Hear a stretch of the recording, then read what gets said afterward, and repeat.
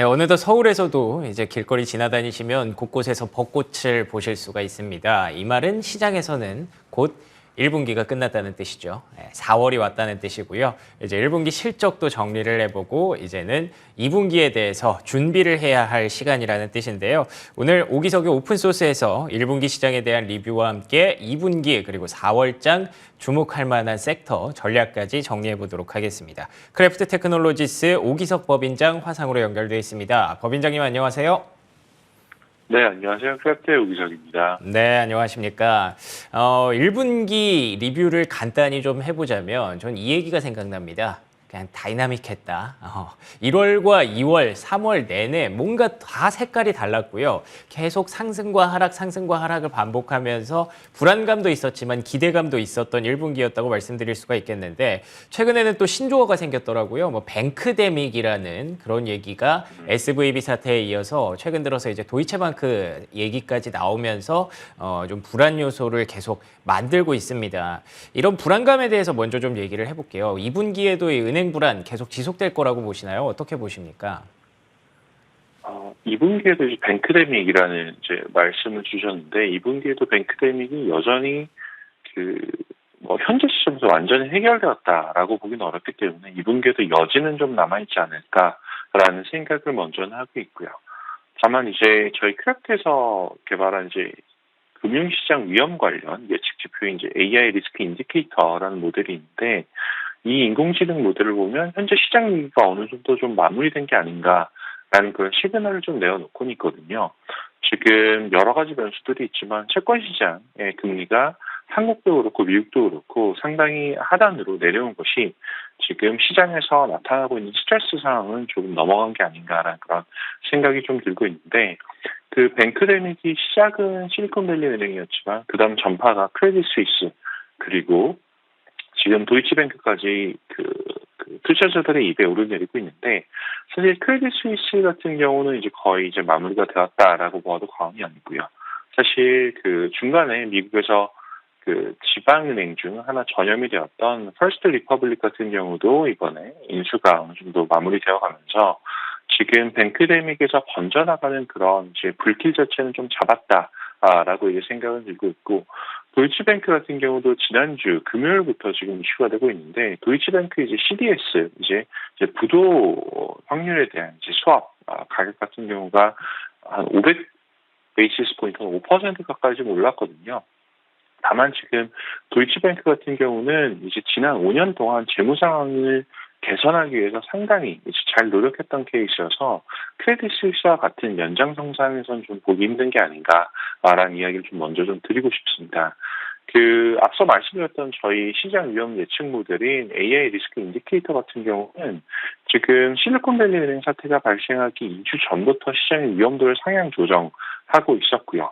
지금 이번 주 월요일에 발표된 숫자를 보면 오히려 좀 상당 부분 이제 시장의 위험이 좀 잦아들 가능성이 있다라는 식으로 낮아진 것을 좀 볼 수가 있는데, 저희 이번 주에 인공지능 모델이 잡았던 주요 변수 중에 재미있는 것 이제 하나만 좀 말씀을 드리면, 미국 단기 국채 금리와 그리고 미국 대형주의 수익률에서 나타나는 상관관계를 좀 말씀을 드릴 수 있을 것 같습니다. 지금 미국 국채 1년물 금리가 한 4.3% 정도를 기록을 하고 있거든요. 지금 올해 3월 8일하고 같은 경우는 5.24%였어요. 그래서 지금 한 2주라는 시간 사이에 1% 가까이 지금 금리가 하락했다라고 이제 얘기를 할 수가 있는데, 이렇게 단기 금리가 내려오게 되면 미국 기업 그리고 가계의 단기 조달 장기 금리가 훨씬 더 낮아지게 되고요.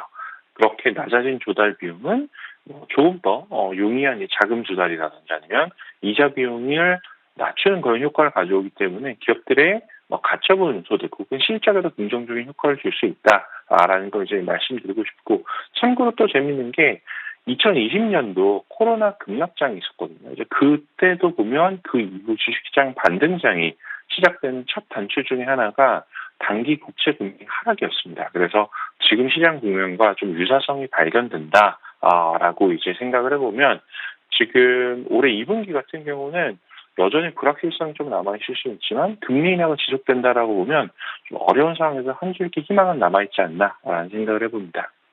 알겠습니다. 말씀해 주신 대로 어려운 상황이지만 희망은 남아있다. 1년물 국채금리를 좀 보셨군요. 2주 사이에 1%대 하락세가 나타났습니다. 이런 시그널들이 뭔가 좀 마무리되는 국면으로 들어가는 것은 아닐까라는 기대감을 제시해 주셨기 때문에 시장의 색깔 변화에 대해서도 우리가 좀 주목을 해봐야 될 것 같습니다. 그런데 1분기에는 사실 빅테크주를 비롯한 성장주들이 이런 금융 불안에 어떻게 보면 반사적 수혜를 좀 누렸다라고도 볼 수 있을 것 같아요. 아무래도 안정적인 투자처이기도 하고요. 그리고 또 금리가 하락하다 보니까 이런 흐름들이 성장주에게는 긍정적으로 작용을 했는데 간밤의 색깔이 조금 바뀌었거든요. 금융주가 올라오면서 또 빅테크주들이 좀 약세를 보이는 이런 흐름 어떻게 보셨는지 궁금합니다. 2분기에도 색깔이 계속 유지가 될까요? 어떻게 보십니까? 저는 말씀하셨던 것처럼 올해 초 지금 미국 주식시장의 팩터들을 보면 성장주가 상대적으로 굉장히 큰 성과를 보이는 모습을 보이고 있거든요. 뭐 연초 이후 성장주 같은 경우는 6.6% 상승을 했고 반대로 가치주는 6.6%만큼 상대적으로 이제 하락을 했는데 2022년과는 정반대 상황이고 사실 가장 큰 요인 중에 하나는 기준금리 인상이 멈추거나 혹은 하락할 수 있다. 라는 그런 기대감이 반영돼 왔다라고 생각을 합니다. 그래서 금리 방향성 같은 경우는 2분기에도 이런 경향성이 지속될 가능성이 높다라고 저는 생각을 하고 있거든요. 지금 2분기의 하반기, 2023년 하반기에 기준금리 같은 경우는 이제 경기 침체가 너무 심해지는 상황이 올 가능성은 사실 아직 최종적으로 배제하기 좀 힘들고 그리고 지금 현재 사실 시장에서 기대하는 기준금리 수준은 올해 7월부터 혹은 6월부터는 하락세를 보일 것이라고 예상을 하고 있기 때문에 그렇다고 한다면 작년에 기준금리의 인상으로 가장 큰 타격을 받았던 성장주가 올해 하반기에는 반대로 좀 완연한 이제 수혜주들이 되지 않을까라는 그런 생각을 해보고 있습니다. 알겠습니다. 시중금리뿐만 아니라 우리가 가장 좀 관심을 갖고 있는 건 사실은 기준금리였죠. 그렇기 때문에 기준금리가 일단 연준에서는 올해 안에 인하는 없다고 밝힌 상황이지만 그래도 시장에서는 인하를 하지 않고 배길 수 있을까라고 계속 의구심을 보내고 있는 상황이기 때문에 이런 흐름들이 지속될 경우 성장주에 조금 더 무게를 둔다라는 전략 그대로 유지를 해주셨습니다. 좋습니다. 그리고 1분기 리뷰 중에서 여러 가지 종목들과 섹터들이 있었습니다만 저는 딱 하나의 키워드만 꼽자면 AI였다고 생각을 합니다. 아마 많은 분들이 동의하실 것 같은데 2분기에는 어떤 섹터가 좀 시장에 관심을 받을 수 있을까요? 2분기에도 사실 AI에 대한 기대감은 여전히 존재할 수 있다라고 생각을 하고 있는 게 여러 가지 측면으로 AI의 성장 가능성을 볼 수 있겠지만 제가 보는 것 중에 하나는 사실 사람들이 AI라는 도구에 사용하는 시간이 절대적으로 늘어났다라는 것이거든요. 지금 한국에서는 챗GPT, 미국에서는 빙챗 그리고 여러 가지 다양한 이제 AI 도구들이 사실 개인들의 지금 삶에 이제 들어오고 있는데 아마 챗GPT라는 여러 가지 AI 도구들을 사용해보면서 사용하는 시간들이 많이 늘어나셨을 거예요. 그래서 모든 사실 인터넷 기업들 혹은 기술 기업들의 주가 혹은 밸류에이션은 사용자들이 얼마나 많이 사용하는가 절대적인 시간을 비례할 수밖에 없거든요. 그렇게 본다라고 하면 이제 단기적으로 AI라는 이제 그런 그 테마가 사라지는 것이 아니라 오히려 이제 시작이 아닌가라는 생각을 해보고 있고요. 그렇게 봤을 때 사실 지금 여러 가지 업종들이 있겠지만 가장 큰 수혜주 중에 하나는 이제 돈나무업리로 불리는 캐시우드의 아크 인베스트먼트 쪽이 이제 상당한 수혜를 받지 않을까라는 생각을 하고 있습니다. 반면에 이제 2분기에도 좀 힘들 수 있는 섹터 중에 하나는 올 1분기에 가장 이제 성과가 저조했던 지방금융주, 지방은행주들이 될 것이라고 생각을 하고 있고요. 지금 은행권 불안에서 사실 가장 큰 수혜를 본 이제 투자 전략 중에 하나를 꼽으라라고 하면은 많이 이야기가 나오는 게 캐시우드가 이끄는 아크 인베스트먼트거든요. 그래서 지금 결국은 이제 캐시우드 같은 경우는 금리 인상이 멈추면 자신이 운용하는 혁신 펀드들이 높은 수익률을 올릴 수 있다라고 이제 밝히고 있기도 하고요. 반대로 이제 지방은행 같은 경우는 아무래도 조금 이제 모멘텀이 좀 둔화될 수밖에 없다라고 생각을 하는 게 지금 아직 그 뱅크데믹 같은 경우가 마무리되는 상태는 아니다라고 이야기할 수 있기 때문에 조금은 더 지켜봐야 될 것 같고요. 결국 뭐 정부가 예금 보장도 나서고 여러 가지 이제 초대형 은행들에서 지방은행들을 지원하는 그런 정책들이 나오고 있지만 여전히 이제 사실 예금자들은 불안하거든요. 그렇기 때문에 이제 지방은행들 사태 같은 경우는 그 최악의 국면은 지났다라고 저희 AI는 판단하고 있지만 저는 개인적으로는 그 여지는 조금 더 남아있을 수 있다라고 생각하고 있고 그렇기 때문에 지금 이러한 이제 그 현재 일어나는 현상들이 ETF의 수익률에도 이제 뚜렷하게 좀 반영이 되는 그런 모습을 보이고 있습니다. 좋습니다. 계속해서 좀 최악의 시기는 지나가고 있지 않을까라는 긍정적인 기대감으로 오늘 해주고 얘기를 나눠주고 계신데요. 역시나 저희도 좀 기대감을 갖게 되는 그런 부분이지만 여전히 여지는 좀 남아있다. 금융불안은 끝나지는 않았다라는 점도 강조해주고 계시기 때문에 이 부분도 여러분들 꼭 놓치지 마시기 바랍니다.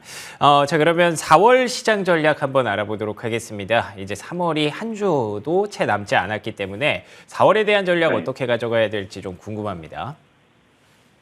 네, 사실 앞에 좀 얘기를 나눴던 AI 관련해서 좀 같이 이어서 좀 말씀드리고 싶은데요. 뭐 최근에 챗GPT도 나오고 여러 가지 모델이 나오면서 인공지능 모델들의 강력한 성과에 대해서 관심이 많아지는 것이 사실입니다. 다만 이제 AI가 항상 맞는 답을 전달하는 건 아니거든요. 오답도 많이 내고 있고 여러 가지 실수를 하고 있는데 뭐 금융시장에 사용되는 AI도 사실 마찬가지입니다. 그래서 출처가 잘못되었다든지 아니면 데이터에 문제가 있는 혹은 구성 자체가 잘못된 AI들 같은 경우는 원하는 그런 결과를 내놓지 못하기 때문에 좀 주의를 해야 되고요.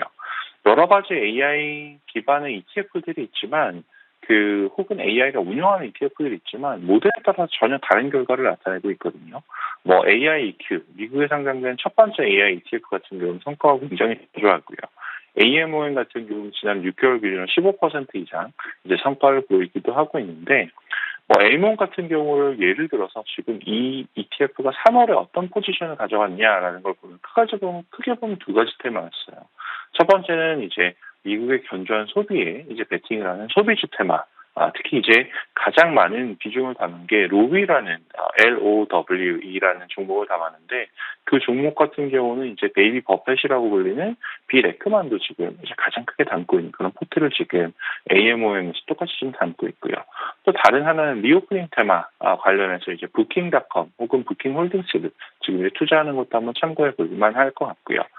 또 재미있는 것 중에 하나는 AMON 같은 경우는 올해 1월부터 같은 경우는 이제 금융주 섹터에 대한 비중 아예 전체 완전히 다 지금 비워버린 상태입니다. 그래서 AI가 실리콘밸리 사태를 예측했다라고 보는 건 사실 조금 너무 과장된 표현일 수 있지만 어쨌든 상대적으로 성과가 좋지 않았던 금융주를 완전히 배제함으로써 안정적인 좀 수익률을 내었던 게 아닌가라는 생각이 들고 있고요. 4월달 같은 경우는 사실 이번 달 말이 지나면 이제 새로운 이제 리밸런싱 결과가 나오는데 그건 다음 방송에서 업데이트를 드리도록 하겠습니다. 좋습니다. AMOM이라는 ETF 굉장히 똑똑하네요. 금융주를 미리 배제했다. 글쎄요, 뭐 말씀하신 대로 예측한 시나리오는 아니었을 수 있겠지만 그만큼 대응이 좀 빨랐다고도 얘기를 할 수가 있겠죠. 앞으로 바뀌는 종목, 리밸류에이션 이런 것들도 계속해서 방송으로 업데이트 해주신다고 하셨으니까 오기석의 오픈소스 앞으로도 계속 주목해 주시기 바랍니다. 자, 그러면 오늘 순서는 여기서 마무리하도록 하겠습니다. 지금까지 크래프트 테크놀로지스 오기석 법인장과 함께했습니다. 법인장님 오늘도 좋은 말씀 고맙습니다.